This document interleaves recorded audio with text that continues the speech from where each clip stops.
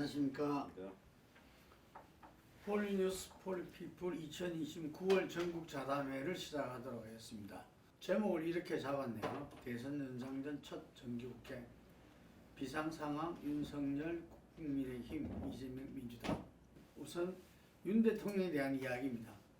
30%대 초반에 정체되어 있다 국정 지지율이 과연 돌파하고는 있느냐. 제가 들어보니까 추석 때 아마 40%를 목표로 했다는 말이 얼핏 나오더라고요. 추석 직전에 윤석열 대통령실에서 보면은 민생으로 전환시키려고 많이 시도를 했죠. 근데 지금 30%대 초반 지지율은 추석 직전의 조사들이에요. 그러니까 전번주에 정리했고 추석 이제 이번 주에 나오는 것들이 추석 이후에 한 조사들인데 35% 전후 저희들 조사 35%대는 못 봤는데. 저희들 조사가 37.8% 나오거든요. 어이구. 아른 서치는 보니까 36점 얼마가 나오고 그렇게 나왔어요.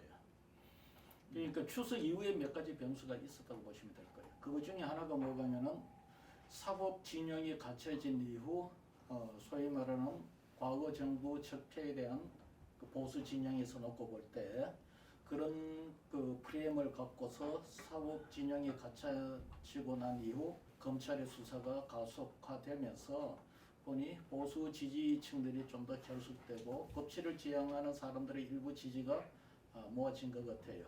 그 이전에 우리가 한 25%까지 내려갔지 않습니까? 24%까지 갔죠. 거기에 비하면 10% 정도는 오른 거네. 24%는 갤럽 조사이고 그 조사 방식으로 24%고 저희들 조사가 최고 많이 내려갔던 거는 31%까지 내려갔었거든요. 저 같은 조사 방식으로 비교를 해봐야 되는데 그 최저점으로 놓고 본다면은 한길 조사상으로는 한 6% 정도 올랐다 보면 맞을 것 같아요. 차 교수님, 그러면 그 정도 상승 요인은 있었다고 보십니까? 조금 있었죠. 네. 제가 이걸 좀 야구로 약간 비교를 야구로. 해서 제가 조금 네. 분석을 하면 사실은 야구에서 퀄리티 스타트라는 게 있지 않습니까? 6이닝 동안 3실점을 이하로 막으면 투수가. 퀄리티 스타트인데 사실 그런 관점에서 본다고 한다면 아마 윤석열 대통령, 그러니까 우리나라 대통령의 퀄리티 스타트는 최소한 40%대를 막아야 40% 정도를 밑으로 안 내려가면 저는 퀄리티 스타트가 된다고 볼 수 있는데 한 20%까지 내려갔었잖아요. 그럼 최악의 방어율을 지금 보이고 있는 상황이거든요. 그렇다고 한다면 일반 야구에서 같은 경우는 이런 선발 투수를 강판할 수밖에 없는, 내릴 수밖에 없는 그런 상황이잖아요. 그런데 지금 우리나라 같은 경우 대통령 임기가 정해져 있기 때문에 사실은 이렇게 그러니까 자진해서 강판은 안 되지만 사실 이게 오래될 경우에는 또 여러 가지 그러니까 정치적인 실현에 의해서 예를 들면 뭐 탄핵이라는 이야기가 나오는 이유도 바로 그런 부분들인데 일단은 조금은 반등한 것 같아요. 반등한 이유는 아까 제가 야구를 해서 계속해서 이야기를 하게 되면 이런 거죠. 그러니까 지금 전력 투구를 그래도 그나마 한다는 거예요. 그러니까 내가 위기 상황이니까 진짜 온 힘을 다 모아서 강하게 던지면 구속이 좀 나오고 하면 약간은 좀 그러니까 막을 수 있는 것도 되고 또 하나는 상대가 타격이 저조하면 상대적으로 가면 또 방어율은 올라가잖아요. 그런 측면에서 봤을 때는 그러니까 지금 민주당이 전당대회 끝나고 나서 컨벤션 효과를 전혀 얻지 못하고 있다. 그리고 민주당도 상당히 그러니까 지금 이재명 사법 리스크를 방어하기 위해서 상당히 거기에 대한 디펜스를 강하게 치다 보니까 그런 부분들이 민심과 부합되지 않는 부분이 있었다. 그래서 올라가는데 문제는 그거예요. 그런데 지금은 이제 당장은 지금 뭐 이닝이 그러니까 야구치면 이제 한 1회 정도를 겨우 통과하고 있는 상황이기 때문에 상당한 이닝이 남아 있잖아요. 그렇다고 한다면 이 선발 투수가 최소한 그 끝까지 갈 수 있느냐? 그거는 체력이잖아요. 근데 체력이라는 부분은 일기에서의 체력이라는 경우는 결국 그건 것 같아요. 그러니까 지금 이 본인 스스로가 상당히 그러니까 지난번 대선에서 정치 경험이 전혀 없이 나와서 되고 난 뒤에 너무 오만했다는 거예요. 너무 오만하고 방심하는 바람에 상당히 민심과 동떨어지는 측면에서 스스로가 그렇게 허물을 줄 수밖에 없는 거고 또 하나는 상당히 국정 운영에 있어서 경험 부족. 투수도 마찬가지거든요. 선발 투수 안 해본 아무리 강속구 투수가 올라가서 하면 여러 가지 게임의 요소에 대해서 상황 이게 적극적인 대처를 못 한다는 거죠. 그렇기 때문에 상당히 경험 부족도 그런 것들이 상당히 문제는 지속 가능하냐. 이게 지금 상당히 앞으로 뭐 한 7, 8회 이상이 남은 이닝을 과연 소화할 수 정도의 그러한 그러니까 지금 정치적 체력이 되느냐의 부분이고 또 하나 가장 결정적인 부분은 야구에서 선발 투수가 안만 잘하면 뭐합니까? 팀워크가 엉망이면 계속적으로 수비들이 에러를 범할 수밖에 없거든요. 그렇다고 한다면 상당히 지금 현재 이 윤석열 대통령의 지지율을 발목을 잡고 있는 건 아까 본인의 문제도 있지만 또 그에 못지않게 중요한 부분이 팀워크이다. 그건 결국 여당 대표의 지금 축출과 관련된 이 지금 사태가 너무 오랫동안 끌고 있다. 이러한 부분들이 장기적으로는 지금 이제 반등 국면에 있는 이것이 지속적으로 갈 수 있을 것인가에 대한 상당한 의무를 던지는 그런 상황인 것 같아요. 우리 차 교수님은 어쨌든 간에 이러저러한 주변 환경이라든지 이렇게 경험 부족 이런 이야기는 했지만 어쨌든 투수로서 기본 자질에 대해서는 상당히 좀 긍정적인 일단 강속구는 던질 수 있는 일단 강석구는 그러니까 지난번 정치 경험 없이 일단 그 대통령 당선됐다. 그거는 기본적으로 그러니까 선발 투수의 자질을 갖췄다고 아마 국민들은 생각하는 거예요. 한 소장님 볼 때는 어쨌든 지지율로 보면은 뭐 크게는 이렇게 차이 없이 이제 상승은 한 것 같아요 이게. 근데 과연 상승 요인들은 여러 가지로 뭐 짚을 수 있는데 하여튼 그 부분하고 그 다음에 그 사법대 사법의 그 김건희 특검법하고 이재명이 이 기소 요 부분을 좀 같이 좀 연관해서 이야기해 주시기 바랍니다. 지지율이 오른 측면은 윤석열은 사실상 정권 잡고 초반에 문과 이에 대한 사법 처리에 소극적이었죠.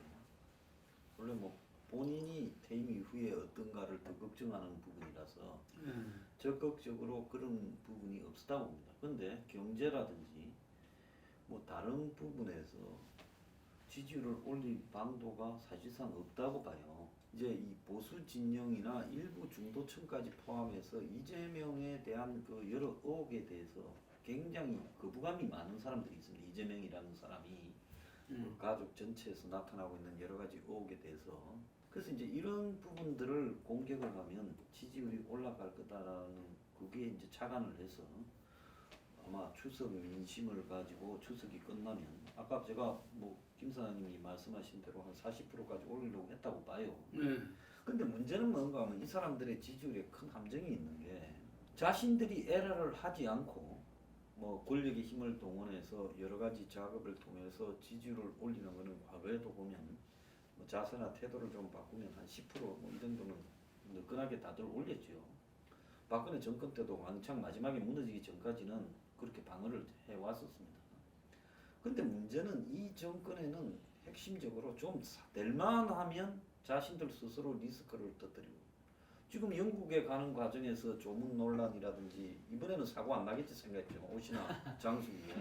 그런데 보면 천공이 또 뉴욕에 있니부터 해가지고 그리고 가기 전날 또 벌어졌던 영빈관 문제. 저는 영빈관 문제나 이런 것들이 제대로 반영이 안 됐고 또 지금 총리에 대한 질의에서 총리가 지금 영빈관을 신문 보고 하라고 예산을 갖다가 알지 못했고 자기는 못 챙겼다. 그리고 외교 장관이 어딨냐니까 런던에 같이 간 거 아니야. 그러니까 이게 솔직히 말하면 왜 이렇게 되느냐라고 봤을 때 제가 볼 때 그 출발은 그러면 아침 6시에 했으면 일정을 다 소화해서 논란이 없었을 건데 왜 9시에 해서 현장에 4시에 떨어져서 그 논란을 초래했을까? 근데 비행기에서부터 이미 안 간다고 또 기자들한테 이야기한 걸 보면 출발이 늦어진 건 맞아요. 근데 당일날 일요일날 아침에 뭔 일정이 있었겠어요? 그럼 대통령이면 당연히 새벽에 가서 소화해야 될 일정을 그양 끝까지 가서 조문하면 하는 게 맞지요. 그러니까 자기들이 지금 여러 가지 논란을 스스로 만들어내기 때문에 이번에 이 40%못 넘을 거라고 봐요. 최고치가. 그리고 또 예를 들어서 다음 주쯤 되면 이런 논란들이 쌓여서 또 내려갈 거라고 봅니다. 그래서 오늘 아침에 송평인 동아일보 칼럼에 보면 차라리 청와대로 돌아가라. 내가 볼 때 역대 이 정권 들었어서 한겨레까지 포함해서 쓴 칼럼 중에 제일 잘 썼어요. 자, 본질이 어디 있는가를 정확하게 모든 문제의 본질이 거기에 있다. 대통령 부인한테 있다고 이야기를 하고 있어요. 자, 그런데 문제는 지금 이재명의 지지율 중에서 이재명이가 법적으로 분명히 규명돼야 된다 하는 사람이 한 50%. 거기에 정치 탄압이라는 사람이 43이에요. 근데 김건희는 규명돼야 된다, 특검 받아야 된다가 60이에요. 그리고 김건희 특검 하지 말아야 된다가 33이에요. 그러니까 윤석열과 지금 김건희의 지지율 평균이 33, 34에 딱 해당되는 부분이에요. 3분의 1 정도 되는 그 여론.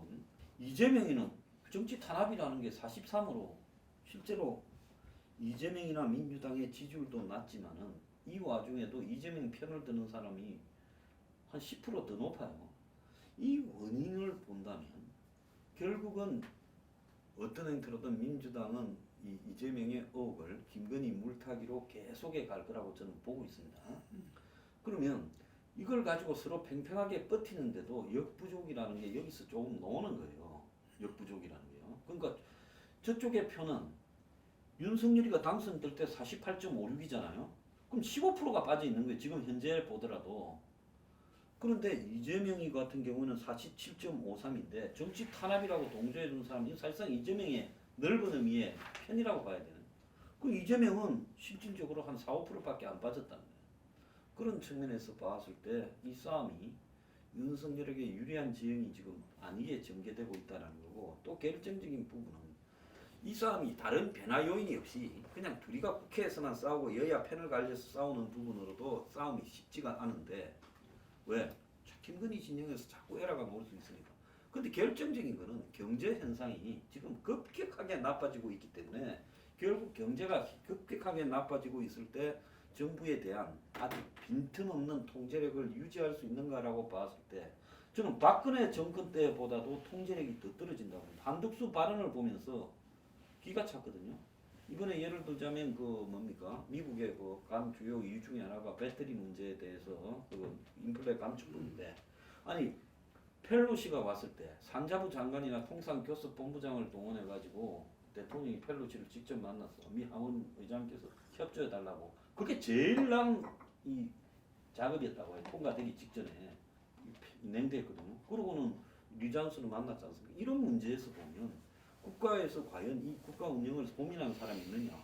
또 천공 같은 경우에는 민정 기능을 하는 쪽에서 못 가게 하든지 가서는 잡아오든지 경고를 하든지 다른 걸로 집어넣어 버리든지 정상적인 정권이면 그래 안 합니까?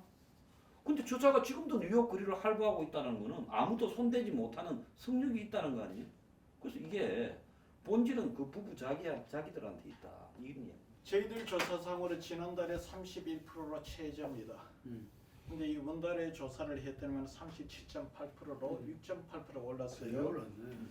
제가 이후에 조사를 인용을 해야 되니까 개요를 말씀드리면은 한길 리서치 쿠키 조사가 1000명 조사를 했고 17, 18, 19 토요일부터 일요일, 5분 중 월요일까지 조사를 했습니다. 유무선 무선은 ALS를 했고 유선은 전화 면접을 했고 상관이 여부 저희들 한길 리서치 홈페이지에 오면 있습니다. 자, 그러면은 6.8%가 올랐는데 어디에서 올랐느냐? 핵심은 국민의힘 지지층에서 올랐습니다. 국민의힘 지지층이 7월 달에는 윤석열 대통령 잘한다가 55.1%인데 이번에는 67.1%입니다. 그러니까 여기서 12%가 올랐어요. 근데 국민의힘 지지가 지금 저희들 이 지지율에 두고 보면은 약 37%가 나오니까 고 국민이 3분의 1, 즉 12% 나누기 3 하면은 국민의힘 지지자들의 평가가 올라만큼 올라간 거예요. 국민의힘 지지자 외에는 더 이상 윤석열 대통령이 잘한다는 지지가 올라간 게 없다, 이래 보시면 맞을 거예요. 그래서 이제 물어봤어요. 왜 윤석열 대통령이 잘하느냐 물어보면은 제일 높은 게 뭐가면은 결단력과 추진력 38.616가 나오고 문재인 과거 정부 적폐청산이 29.4%, 합해서 이게 얼마가 나오면은 67%, 거의 대부분입니다. 반면 윤석열 대통령이 잘못한 게 뭐냐라고 물으면은 법치, 공정, 상식적 사회 붕괴 30.4%, 그 다음 전 정권에 대한 정치 보복 수사입니다. 결국 무슨 이야기를 하면은 윤석열 정부가 한 4개월 정도 되면서 사법부 전열이 완비가 된 상태에서 검찰총장 임명하고 나서 이제 이재명부터 시작해서 강력하게 검찰 사법 드라이브를 거는 데 대해서 전통적 보수 세력들, 이 층들은 잘한다 라고 하면서 그래 그런 거 하라고 대통령 뽑아줘서 하면서 결집을 하고, 반면 그렇지 않는 쪽은 이거는 정치 탄압이다, 법치 시가 무너진다라고 하고서 더 그런 비판이 커진 거죠. 결국은 무슨 이야기냐? 현재 윤석열 대통령의 지지율은 외연의 확장이 아닌 전통적 보수층의 결집을 통한 지지율인 거고 오히려 법치 상식 공정이 무너졌다 정치 보복이다 이렇게 이야기하는 층들은 정치적 그 외연 지지율의 외연을 확산을 시켜야 될 대상들인데 그네들로부터 평가를 더 부정적으로 만들었다. 결국은 뭐가면은 지지율은 좀 드러났지만은 이런 지지율을 고착화시킬 수 있는 그 가능성이 커졌다. 이 경우가 적폐청산 드라이브가 성공을 하면은 이런 지지율이 좀 올라가는 제한적 지지율 상승이 조금 더 올라갈 수도 있고 어느 정도 유지가 되겠지만 만약에 그것이 실패하거나 용도사미로 끝나버리면은 정통적 보수층들은 그것도 못해 이런 식으로 되면서 지지율이 오히려 더 빠져버릴 수가 있죠. 그래서 제가 볼 때는 이거는 굉장히 리스키한 어떤 그 부분이 있다 이래 봐요. 차 교수님, 우리가 그 네. 윤 대통령 지지율이 20대 중반까지 떨어졌을 때 예, 가장 우선적으로 대통령실의 쇄신을 맞습니다. 요구했었어요. 예. 그리고 하겠다고 했고. 예, 그래서 처음에는 그 비서실장, 정무수석 뭐 대거 예, 교체가 나오다가 예. 그다음에 그거 다 유임되고 그 위에 보니까 유대관이 추천한 인사들이 예. 검정에 걸려가지고 네. 한 50여 명 행정관이 중심이죠. 네. 비서관 한 둘하고 해서 교체가 됐거든요. 그래서 이 대통령실이 지금 현재 영국 그 조문에 지금 출발이 늦었다 그러잖아요. 그리고 영빈관 문제 뭐 기타 등등이 하여튼 제대로 돌아가는 게 없다 이러는데 그 요즘 뭐 여러 이야기도 듣고 있으시겠지만 어떻습니까? 대통령실 지금 이제 어떻게 가고 있는 겁니까?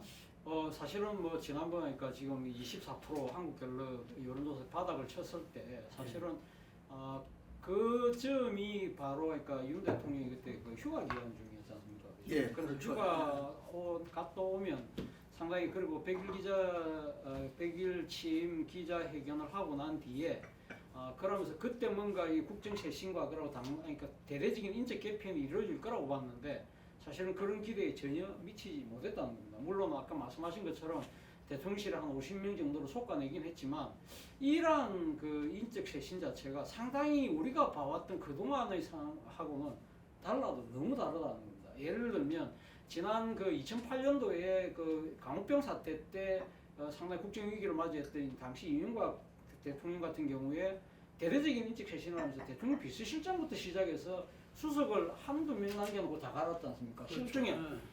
영어로 이야기하면 톱다운 방식으로 한 거예요. 위에부터 자르고 이렇게 내려가는 식이 됐는데 이거는 거꾸로 이번에 지금은 바람업이잖아요. 밑에부터 하는데 그러니까 밑에부터 가면 이게 지금 인적 쇄신을 하면서 가면 결국은 위로 올라갔느냐? 위로 올라가지를 못했어요. 결국 지금 비서관급에서 멈춰버린 거예요. 사실은 여러 가지 하니까 대통령실에 있어서의 가장 큰 문제 중에 하나가 정무 판단 능력이 상당히 모자랐고 거기에 대한 미숙한 부분이 있었다고 한다면 제일 먼저 책임을 물어야 될 사람은 제가 생각했을 때 정무수석이거든요. 네. 정무수석은 아직도 건재합니다. 그리고 사실은 어떻게 보면 이 지금 대통령의 보좌 기능이 모든 것이 총체적으로 부실하다고 한다면 거기에 대한 책임은 비서실장이 져야 되는 것이거든요. 근데 오히려 비서실장 힘은 오히려 더 커지고 있다고 그럽니다.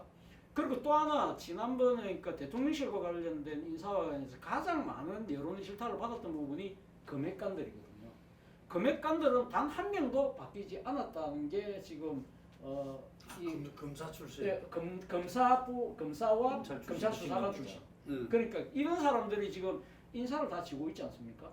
그런 부분들이 지금 꼼짝도 안 하고 있다는 거죠. 그런 부분들이 과연 그렇다고 한다면 그동안의 대통령이 눈과 귀를 가리는 그런 세력들이 지금 오히려 더 도탔게 지금 대통령 감싸고 있는 것이 아니냐는 생각이고 그리고 또 실제 행정관급에서도 아까 말씀하신 것처럼 윤핵관들이 빨대로 꼽았다고 하는 그 이유 때문에 지금 드러냈다고 하지만 사실은 지난 대선 과정에서 서초동에서 김건희 여사를 도왔던 사람들이 상당수가 들어갔고 그 사람들은 전혀 영향을 받지 않았다는 것이 지금 공공연한 소문이거든요.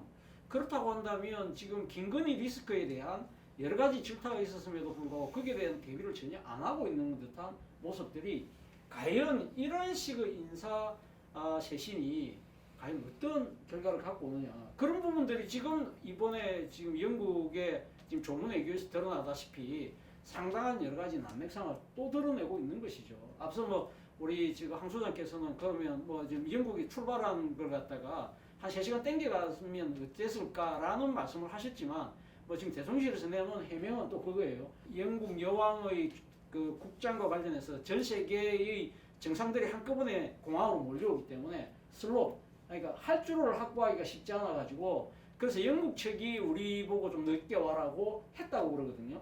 뭐 그럴 수 있다고 봅니다. 그럴 수 있는데 사실은 진짜 우리가 이 지금 세계 지금 한 10위 안에 들어가는 국가라고 한다면 그런 부분들을 미리 감안을 해서 미리 선을 써서 슬롯을 확보한다든지 아니면 늦게 간다 하더라도 그러면 이 지금 이 찰스 국왕의 리셉션이 끝나고 난 뒤에 어떤 식으로 웨스트민스터 홀에 조문을 가는 그런 것들이 돼야 되는데 지금 다 사실 뭐 EU 집행위원장이라든지 그리스 대통령이라든지 오스트리아 대통령은 그렇게 늦게라도 갔다는 거 아닙니까? 그렇기 때문에 대통령실의 그런 해명 자체가 상당히 공식해질 수밖에 없다는 것이죠. 이러한 부분들이 상당히 문제라는 것이고 근데 문제는 앞서도 말씀하신 것처럼 지금 대통령실만 문제가 있는 게 아니고 대정부 질문 과정에서 나왔던 총리의 답변을 보면 정말 한심하게 그지 없다는 것이죠. 뭐 말씀하신 것처럼 대통령이 몇 시에 런던에 도착했는지 그리고 지금 외교부 장관이 따라갔는지 안 갔는지 그런 여러 가지 부분들에 대해서 야당 의원들의 질문을 제대로 못하고 북복됐잖아요. 임빈관 문제 같은 경우는 지금 신문 보고 알았다고 하니까 지금 이제는 뭐 방탄 대속 총리에서 이제는 신문 총리라는 우스개가 놓을 정도의 상황이라고 한다면 사실 지금 총체적인 난국이 아닐까. 그렇다고 한다면 어떤 식으로든 이러한 부분들에서 국정을 다 잡는 그런 상황이 돼야 되는데 이런 부분들이 계속적으로 반복되고 있기 때문에 그럼 스스로 그러니까 윤석열 정부에 대한 신뢰를 스스로 까먹고 있다. 그런 부분들을 돌아와서 과연 어떻게 할지 저도 걱정이 참 커지네요. 제가 이제 듣기로는 대통령실의 과연 쇄신이 이루어질 수 있을 것이냐 그런 부분에서 상당히 어렵다는 거죠. 금방 이야기한 대로 윤핵관들이 그 심어놓은 친구들을 쏟아내는 정도. 네. 정부적인 어떤 경험과 이런 게 있으려면은 문재인 정부 때도 그전 정권에 있었던 사람들도 좀 이렇게 함께 하고 그랬잖아요. 그렇죠. 네. 근데 민주당 민자만 걸쳐도 안 된다라는 원칙을 아주 확고하게 정립했다 그러더라고. 그러니까 지금 친이가 빠져나간 자리에 친박이 지금 이 일부 들어오는 이런 모양새를 갖추고 있고 이 대통령실이 아까 말한 대로 기재부 김대기 이하 부분과 금액간으로 채운다면은 실제 대통령실의 기능을 갖다가 제대로 하기는 요원하다 이런 평을 내리더라고요. 이제 YS DJ 이후에 그 이후에 대통령 된 사람들이 국정을 운영하는데 저는 노무현 전 대통령부터 시작해서 오랫동안 정치적 자기 계파를 굳히지 않은 사람들이 굉장히 허술한 구석이 다 나왔거든요. MB부터 의회 박근혜 문재인까지도. 그래서 솔직히 말하면 국가를 운영하고 공무원을 통제하고 이제 역할을 분담하고 하는 부분에서 일종의 통치 리스크가 갈수록 커지는 상황인데 근데 역대 대통령이 된 사람 중에서 어떻게 보면 자기 계파나 자기 사람들이나 이런 장악력이 가장 떨어지는 게 윤석열 현 대통령이에요. 근데 검찰이라는 것은 특수한 분야에만 탁월한 거지 그 사람들이 그걸 넘어서서 국정을 전반을 조정할 수 있는 행정 능력하고 연결되는 부분이 또 아니라고 보는 겁니다. 그러면 그 윤 정권의 진짜 위기의 본질은 그 예를 들어서 공적인 서열에 따라서 힘을 배분해서 가고 있느냐 아니면 공적인 서열은 겉으로 그냥 허수아비로 존재하고 중요한 의사결정은 이너서클에서 따로 결정되어지느냐 이 문제에 앞으로 윤 정권의 운명이 달려 있다고 보는데요. 그래도 공적인 결정에서 이 틀에서의 결정을 갖다가 지속해 나간다면 장기에 버틸 수는 있겠지만은 현재 나타나는 모습을 보면 공적인 결정이 아니라 주요 의사 결정이 사적으로 결정되어져서 그냥 통보식으로 가다 보니까 저는 총리가 영빈관을 모르지도 않았고 예산을 모르지도 않았다고 봅니다. 총리실의 그 수많은 직원들이 예산안 심의에 대해서 총리한테 전체는 아니더라도 특히 청와대 영빈관 같은 거는 당구장 표시해서 요약 보고를 할 건데 총리가 그걸 몰랐다는 거는 솔직히 말하면 이제 자기는 이 정권의 여러 에라에 대해서 나를 대우를 해주지 않고 실질적인 힘을 주지 않는 마당에 관여하지 않겠다라는 그런 의사를 공적으로 한 거라고 봐요. 매우 오, 우려. 그럼 한총리가 상당히 나름대로 자기 메시지를 던진 거네요. 난 메시지를 던졌다고 해도 실수해서 그렇게 됐다고는 절대 안 봅니다. 신문 보고 알은 것도 아니고 예산을 몰랐다는 것도 아니고 그럴 수가 없어요. 행정부에 근무를 해보면 저도 그런 표현이 옛날에 조금 전에 된 것 같아요. 네, 저도 저기 그런 부분에서 근무해 저도 봤는데 동적으로 예산을 그렇게 설정하고 그렇게 보고하고 안 합니다. 그럼 총리실에 딱 그만둬야죠. 국무조정실이. 각 부서에서 올라오는 문제된 게 민주당 의원이 보고 제기한 겁니다. 예. 제기한 각 부서에서 올라오는 것 중에서 특징이 있거나 예민한 부분은 따로 나무장 표시를 해서 하고 그 다음에 중요한 것은 전체 액수라도 총리가 훑어가게 하고 옆에서 강조해 주죠. 특히 국회에 나갈 때는 그걸 다 강조해 줍니다. 그런 걸로 본다면 이 정권에서 지금 총리가 외교장관이 자기한테 제대로 보고하지 않고 나갔다. 원래 이게 장관이 해외로 가면 총리실에다가 이래서 간다고 그 총리한테 간 거는 이야기- 알매도 불구하고 그것도 그랬다, 모를 이게. 수가 없어요. 그걸 어떻게 모를 수가? 이 각 부서의 산하기관에 있어도 외국에 나가면 장관한테 예, 그렇죠. 저도 장관한테 나 어디에 며칠부터 며칠까지 갔다 오겠습니다라고 만나서 이야기하거나 전화를 통화를 하고 갑니다. 안 가고 하면 원래 그렇게 장관 하죠. 비서실에서 연락이 와요. 음. 그래서 그럴 수가 없어요. 그렇다면 이게 뭔가 하면 국정 운영에서 어차피 나는 허수아비인데 나는 몰랐다고 내 바보 되는 길을 택하면서 국정 운영의 난맥상에 대해서 엿을 미기겠다라는 그런 행태로 보이고 있어요. 그래서 이런 부분이 나는 굉장히 심각하다. 그리고 이게 방치되게 되면 일종의 쓰리 쿠션으로 야당의 힘을 빌어가지고 경고하는 모양새를 취한 것이다. 는 그렇게 봅니다. 그렇게 보면 이게 이번에 이 갔다 와서 솔직히 말하면 김건희 부분이 의사결정에서 누가 보더라도 이제 정리가 되었다라고 느끼지 않으면 내가 보기엔 이게 수습 안 된다고. 이번에 이 철회하는 거 한번 보세요. 금요일 날 저녁 8시 40분에 영빈관 철회한다 했잖아요. 목요일 날 띄어서 하루 만에.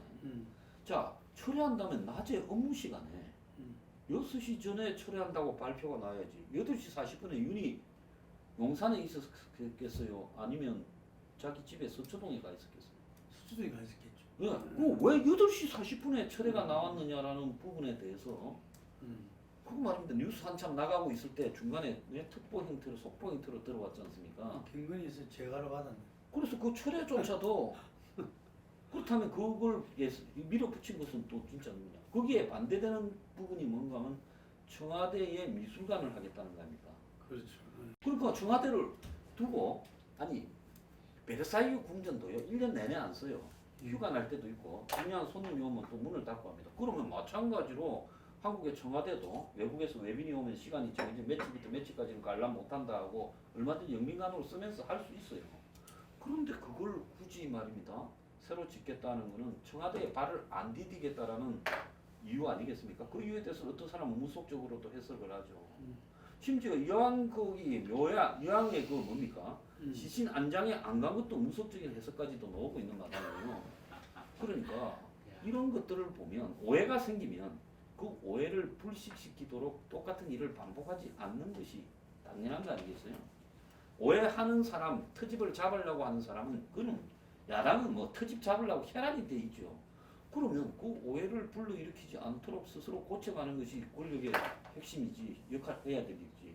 오해를 자꾸 유발시키는 것이 해야 될 일인가? 난 그걸 한번 물어보고 싶어요. 근데 김건희 여사의 어떤 조정 없이 대통령실의 쇄신 없다 이런 거는. 나는 그렇게 봅니다. 나는 뭐 저기 박근혜 정권 때 생방송 나가서 3인방 물러나라 해도 안 물러나고 내만 빡살이 났는데 지금도 보면 김건희가 뒤로 빠져서 권력에 전혀 개입하지 않는다라는 모양이 나오기 전에는 이거 수습 안 돼요.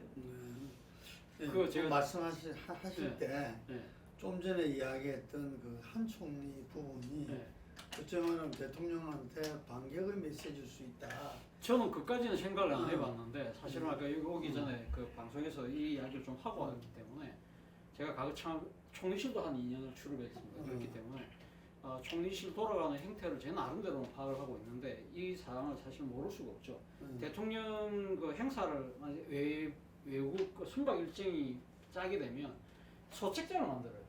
대통령이 이제 며칠 날 어디서 그러니까 그 시간 단위로 쫙 이렇게 소책자가 나오고 그럼 거기에는 어떤 행사를 하고 수행은 누가 배석을 하고 이런 것들이 쫙 다 나와서 소책자가 그럼 과거 청와대만 도는 게 아니라 국무총리실하고 이런데 다 나눠줍니다. 다 나눠주고 그러고 대통령이 지금 일단 떠나고 나면 대통령 그 대행을 지금 총리가 할 수밖에 없잖아요. 그렇기 때문에 총리가 사실은 내가 이 시간에 가면 대통령이 지금 뭘 하고 있다는 걸 갖다가 머릿속에 다 그릴 정도로 지금 이렇게 보고가 되거든요. 그리고 아까 또 이야기했던 장관이 지금 외국으로 나가는 부분, 물론 외교부 장관이니까 약간 좀 특수한 경우이긴 합니다만 이 지금 내각을 통할하고 있는 총리실을 다 보고를 합니다. 어떤 장관들 같은 경우 허가를 득해서 가는 경우도 있어요. 국가 행사가 여러 가지가 있는데 제가 좀 다른 데 가야 되겠습니다 하면 총리가 오케이를 해줘야 가거든요. 그 정도로 그러니까 이 총리가 사실은 주요 장관들을 이 일거수일투족을 나름대로 다 파악해야 되고 책임 총리 아니더라도 아니더라도 그건 당연히 하는 루틴한 일상이죠. 근데 그런 상황에서 몰랐다? 저는 사실은 오늘 그 방송에서는 대통령 그러니까 총리실이 군기가 빠졌다. 총리가 좀 뭔가 좀 문제가 있다는 이야기를 했지만 아까 저 우리 방송에 말씀 들어보니까 약간 의도적으로 이분이 또 처음 총리한 것도 아니잖아요. 두 번째 총리이기 때문에 약간 노약하게 하면서 지금 이렇게 뒤통수를 한번 치는 게 아닐까라는 생각도 드는데 사실 영민관 문제 같은 경우도 뭐 별표 땡땡 뭐 그런 식으로 보고를 당구장 땡땡 이것도 사실은 영민관 문제도 상당히 정치적으로 민감한 문제잖아요. 이런 부분들을 과연 총리가 몰랐다? 저는 상당히 그러니까 진짜 몰랐을 수도 있겠다는 생각도 들어요. 그러니까 지금 중앙일보가 뭐라고 이야기를 했냐면 수석도 몰랐던 예상이라는 식으로 중앙일보 해명식 기사를 냈는데 만약에 그게 맞다고 한다면 제가 추측했을 때는 이래요. 그러니까 지금 이 문제가 발생한 게 조코 위도도 그 인도네시아 대통령이 우리나라를 방문했을 때 대통령실 2층인가에서 만찬을 했는데 그때 이 영민관이 없어가 너무 국격이 떨어진다. 그런 이야기가 나오니까 그러면 청와대에 가면 영민관을 쓰자. 그런 이야기가 나오니까 경호처에서 반대했다는 거예요. 거기는 그러면 지금 일반인들이 드나들고 하기 때문에 경호하기가 상당히 힘들다. 미리 앉아 가서 또 이 위에 뭐 이런 요소들을 다 제거해야 되고 하니까 그래서 경호처에서 강력하게 요구를 해서 반영이 됐다고 하는데 제 생각에는 아마 경호처에서 만약에 이 문제를 제기해서 했다고 한다면 저는 제 생각에 관련 수석 제끼고 대통령 비서실장이나 또는 제 생각에 대통령한테 바로 보고해서 가능성이 상당히 높다. 그래서 대통령이 사실은 그 지금 이 예산을 넣으라고 지시를 하신 가능성이 높다. 사실은 지금 우리나라 정부 예산을 편성할 때 보면 보통 각 부처에서는 한 3월 달 되면 대충 다 다음 예산 걸 다 짜고 그리고 한 5월 달까지는 기재부와 계속 협의를 합니다. 맞아. 협의를 하고 5월 달부터는 기재부가 각 정부에서 모아온 걸 갖고 따로 또 짤 수밖에 없거든요. 근데 지금 정권이 5월 10일로 바뀌었기 때문에 이 예산 정도는 아마 제 생각에는 거의 막판 단계에 들어갈 건데 막판에 이 정도 집어넣을 수 있는 사람은 기재부 부총리도 이 정도 못합니다. 제가 생각했을 때 거의 대통령이 제가 없이는 힘들거든요. 그렇다고 한다면 관련 수석이 모르고 대통령이 그러면 제가 있을 가능성이 높다고 한다면 경호처장이 관련 수석 패싱하고 비서실장이나 아니면 대통령에게 직보를 해서 이 사안을 넣었을 가능성이 높다. 지금 경호처장이 이 경호처장 되는 거에 대해서 국방 쪽에서 상당히 여러 가지 논란들이 나왔을 거예요. 옛날 김인종입니까? 그 경호처장. 그 양반이 삼성 장군 출신인데 MB 때 경호처장 하면서 국방부 장관의 그 상황 노릇을 했다는 것 때문에 말이 상당히 많았었는데 이번에도 이 지금 경호처장에 대한 말들이 많았는데 만약에 경호처가 이렇게 했다고 한다면 이것도 상당히 큰 국정의 리스크가 될 수 있는 거죠. 경호처가 청와대를 수십 년간을 관장했기 때문에 사람을 그걸 하는 동안 며칠간 출입 금지하고 통제하는 것은 순식간에 할 수 있었어요. 맞아. 그게 더 간단하지. 그게 더 간단하죠. 맞아요. 진짜 영빈관을 지금 어디 질 거예요? 땅을 어디 지어? 예? 용산에 어디에 질 거예요? 그걸 해서 그걸 해서 다시 거기에 경호 계획을 짜고 하는 훨씬 복잡해요. 그래서 경호처가 총대를 맸지. 경호처가 그 문제를 주도했다는 것은 이제 문제가 터지고 난 이후에 총대 매는 과정에서 나온 이야기라. 그러니까 경호처가 총대를 매도 이게 또 문제라는 거예요. 청와대 이전 강화문 시대 그 다음에 용산 시대로 이렇게 옮겨가면서 그 일련의 과정들이 뭐 하나 매끄럽게 진행된 게 없어요. 또 사전에 어떤 국민적 동의와 야당 간의 어떤 협의 이런 것도 전혀 없이 또 심지어 내부적으로 이야기도 제대로 아 그렇죠. 안 된 상태에서 진행되고 그렇게 생각했을 때 우리 항 소장님 이야기한 대로 또 많은 사람이 그런 대로 그 중심에는 김건희가 있다 이렇게 생각할 수밖에 없고 이번에도 영민감 문제에 그 권성동 전 대표가 야당의 망상이다 이랬는데 실제로 그 이후에 진행된 거 보니까 아무도 몰랐 나도 몰랐다 수석도 몰랐다 총리도 몰랐다 이러니까 이 도대체 누가 결정한 거냐 이런 이야기가 나오는데 그래서 저는 김건희 부분들은 우리가 모르겠습니다. 다음 달에 어찌 될지 모르겠지만 이 큰 변수가 없으면 다음 달 자담회 때는 김건희만 놓고 한번 이야기를 해야 되지 않겠나 싶고요. 제가 이 윤석열 부분에 좀 한 가지 말씀드리고 싶은 거는 이런 겁니다. 저는 지난번에 이 5살 취향 연령 이 인하 부분에 있어 가지고 그게 그냥 뭐 이렇게 이 수석 비서관회의에서 뭐 오고 가고 하는 이야기도 아니고 그게 장관이 대통령한테 업무 보고하면서 이야기됐고 거기서 대통령이 신속히 강구하라고 지침을 내리는 상황인데 그 부분은 쏙 지나가고 교육부 장관만 그렇죠. 물론 문제가 많았던 장관이지만 그냥 그 희생양으로 돼버렸거든요. 사람들이 그 사실 자체를 갖다가 그것도 나왔어요. 대통령이 신속히 강구하라는 이야기를 했다고. 근데 그 부분에서 언론이나 야당 어디에서도 집중적으로 대통령 책임론을 이야기하지 않았어요. 당시에. 근데 지금 영빈관 문제에서도 아무도 몰랐다. 그렇다고 해서 이 김건희 여사가 공익적으로 그 예산을 결제를 할 수는 없잖아요. 영향력을 행사했겠지만 그럼 결국 그 대통령이 한 것 같으면은 그 문제에서도 마치 그 다음 해결 과정에서 한급하게 그 취소할 때도 본인의 그 잘못을 본인의 잘못 선택 결제를 인정하는 사과를 해야지 그 과정이 지금 생략되고 다 지나가고 있는 거거든요. 그래서 윤석열은 절대로 사과 안 한다. 예, 이런 이야기를 제가 좀 들었어요. 이전에도 자기는 어떤 징계를 받든 뭘 하더라도 절대 사과 안 한다. 자기는 그 정도를 걸었다. 옳은 길 걸었다. 이런 건데. 지금 다르다. 저는 김건희 여사와 또 별개로 대통령이 자기가 잘못 실수할 수도 있고 잘못 판단했을 수도 있고 여러 가지가 있겠지만 어쨌든 그 부분에 대해서 국민들한테 명확한 사과를 해야 된다.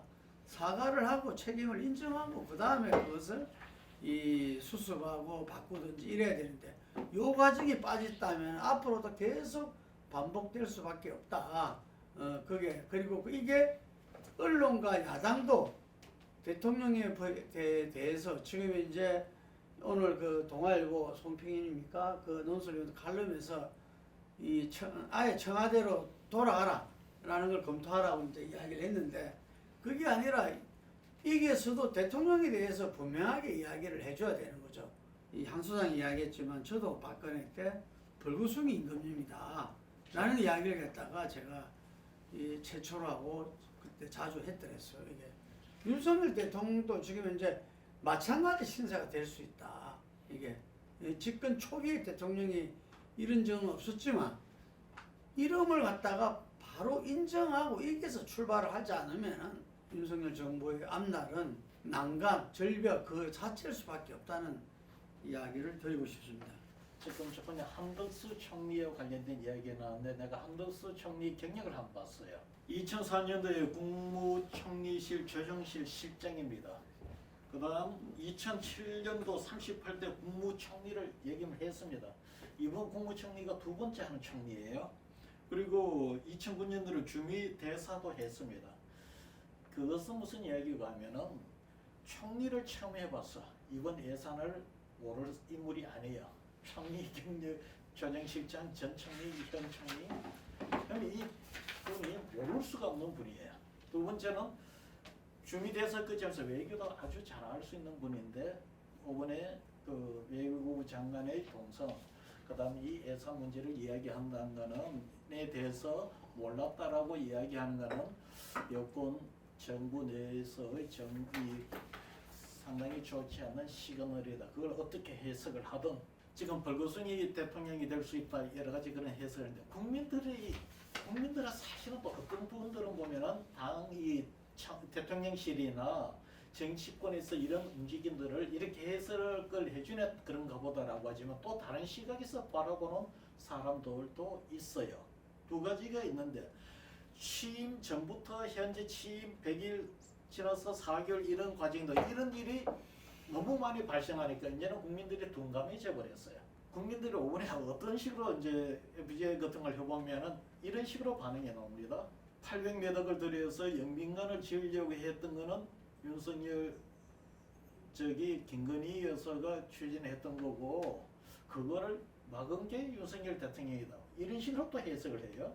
이 사건에 의해서 여론이 그것이 어느 것이 옳고 그런 걸 떠나갖고 여론의 흐름을 보면은 이렇게 분석하는 것하고 좀 다른 방향으로 움직이는 게 오번에 그 영빈관 그 추진했다가 이 그 중단이 됐는가는 대통령과 김건희 여사 간의 어떤 역학 관계를 이해하는 그 측도 좀 있다는 것을 염두에 두고 보실 필요가 있어요.